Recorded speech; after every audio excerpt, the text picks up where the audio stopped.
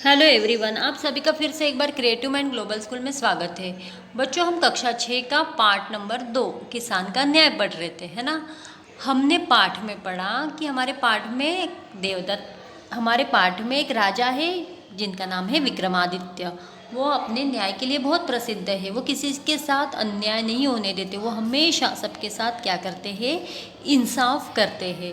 ठीक है। उनके राज्यों में एक कौन था, देवदत्त नाम का भोला भाला इंसान था, है ना। एक बार उसके सपने में कौन आते हैं, साधु महाराज, और वो क्या कहते हैं कि तुम तो धन धान्य से परिपूर्ण हो, आप तुम्हारे पास बहुत धन है, तो तुम तीर्थ यात्रा पर क्यों नहीं जाते, वहाँ जाके पुण्य कमा लो। वो उस बात को मान लेता है और फिर सारा सामान बेच देता है। और सारा सामान बेचने के बाद जो धन इकट्ठा होता है, उस धन में से वो तीर्थ यात्रा के लिए क्या करता है, अलग पैसे धन निकालता है, और जो बचा होता है उसे एक मटके में रखकर अपने मित्र, जिसका नाम क्या था, सोमदत्त के पास लेकर जाता है। और क्या कहता है, मैं कहाँ जा रहा हूँ, तीर्थ यात्रा पे जा रहा हूँ, मुझे 1 वर्ष का समय लग जाएगा, तब तक तुम इसे मेरी अमानत समझकर अपने पास रख लो, तुम्हारा क्या होगा, बड़ा उपकार होगा। ठीक है। आगे का पाठ हम अब शुरू करते हैं। सोमदत्त घड़े की तरफ ललचाई नज़रों से देखते हुए बोला। अब उसने क्या किया, उसे पता था कुछ ना कुछ तो होगा, तो उसने बिल्कुल ललचाई नज़रों से उस घड़े के पास देखा और बोला, मित्र देवदत्त, यह तुम्हारा ही घर है, कभी भी रख दो, जब तीर्थ यात्रा से वापस आना तो ले लेना। उसने क्या कहा, मित्र, ये तो तुम्हारा ही घर है, तुम जब भी आओगे तीर्थ यात्रा से इसे वापस ले लेना। यह सुनकर देवदत्त बहुत खुश हुआ और घड़ा उसके घर में रख दिया। देवदत्त बहुत भोला था, है ना, तो उसे लगा कि मेरा मित्र मेरी क्या कर रहा है, मदद कर रहा है, तो वो क्या हुआ, बहुत खुश हो गया, है ना, और उसने उस घड़े को वहाँ पे रख दिया। उसने देवदत्त का धन्यवाद किया और अपने घर आ गया। फिर निश्चित होकर तीर्थ यात्रा पर चला गया। अब उसने क्या किया, उसे धन्यवाद दिया, है ना, अपने घर आया और तीर्थ यात्रा के लिए निश्चित होकर, मतलब बिना टेंशन के, बिना चिंता के वो चला गया। लगभग साल भर बाद वह तीर्थ यात्रा से वापस लौटा। लगभग 1 साल लग गया पूरा उसे। साल भर बाद वो वापस आया। वह अपना घड़ा लेने सोमदत्त के पास गया। अब उसने क्या किया, अपना घड़ा लेने के लिए अपने मित्र के घर गया। सोमदत्त ने उसे देखते ही गले लगा लिया और बोला, साल भर बाद अपने मित्र से मिलकर बहुत खुशी हुई। सोमदत्त ने क्या कहा, अपने मित्र को, देवदत्त को अपने गले लगा लिया और क्या कहा, साल भर के बाद तुमसे मिलकर मुझे बहुत खुशी हो रही है, तुम अपनी अमानत ले जा सकते हो। इतना कहकर सोमदत्त ने कमरे का दरवाज़ा खोल दिया। उसने क्या कहा, तुम्हारी जो अमानत है देवदत्त, तुम उसे ले जाओ, और दरवाज़ा खोल दिया। देवदत्त अपना घड़ा उठाकर अपने घर आ गया।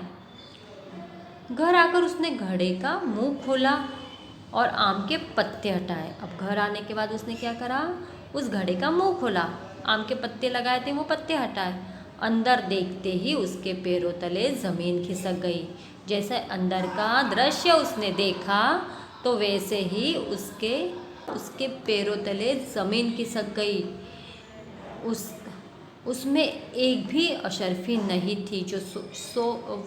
जो सोने के सिक्के बचे हुए थे, अशर्फियाँ बची हुई थी, 1000 अशर्फियाँ थी, है ना, उसमें एक भी अशर्फी नहीं थी। 1000 अशर्फियाँ उसमें वो रख के गया था, और आज उसमें एक भी अशर्फी थी क्या, नहीं थी। वह अपना माथा पकड़कर बैठ गया। अब वो उसके पैर के नीचे से तो जमीन ही खिसक गई थी। अब क्या करे, उसने क्या किया, अपना माथा पकड़कर बैठ गया। वह अपने भाग्यों को कोसने लगा। वो अपने भाग्यों को क्या करने लगा, कोसने लगा कि क्या हो गया ये। रात भर उसे नींद नहीं आई। दूसरे दिन वह सुबह सोमदत्त के पास गया और बोला, मित्र, जब मैंने घड़ा रखा था तब उसमें 1000 अशर्फियाँ थी, लेकिन अब इसमें एक भी नहीं है।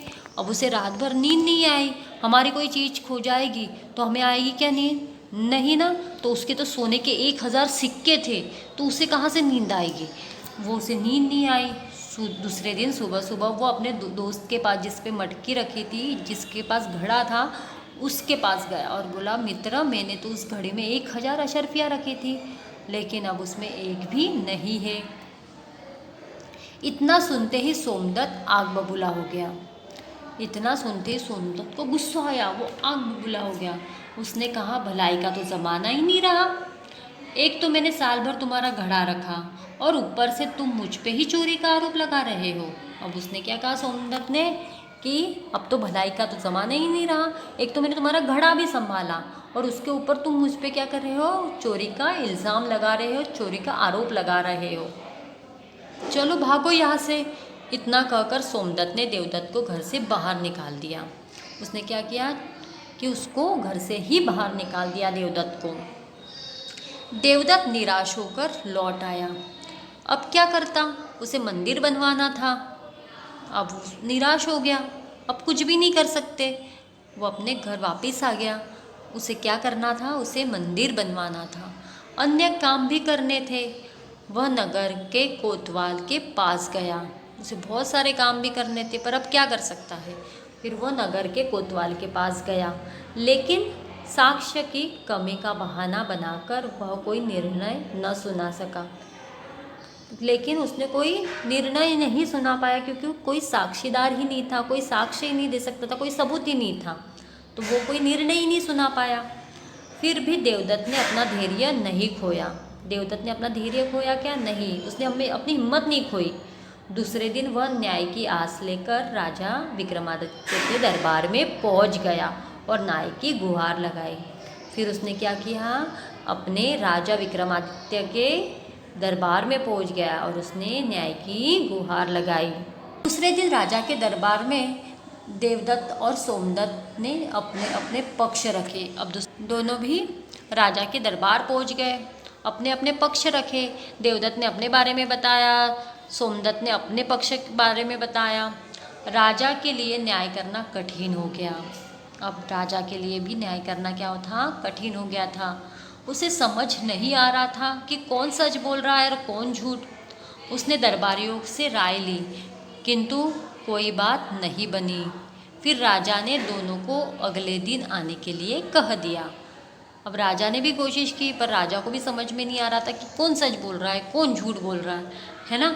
तो राजा ने क्या किया, अपने दरबारियों से भी राय लेना चाहा, पर उन्हें भी कुछ बात समझ ही नहीं आई। तो उन्होंने क्या किया, राजा ने उन्हें दोनों को अगले दिन आने के लिए कह दिया।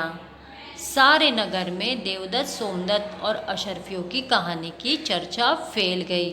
सारे नगर में क्या हो गया था, देवदत्त और सोमदत्त की जो अशर्फिया की चर्चा थी वो फैल गई थी।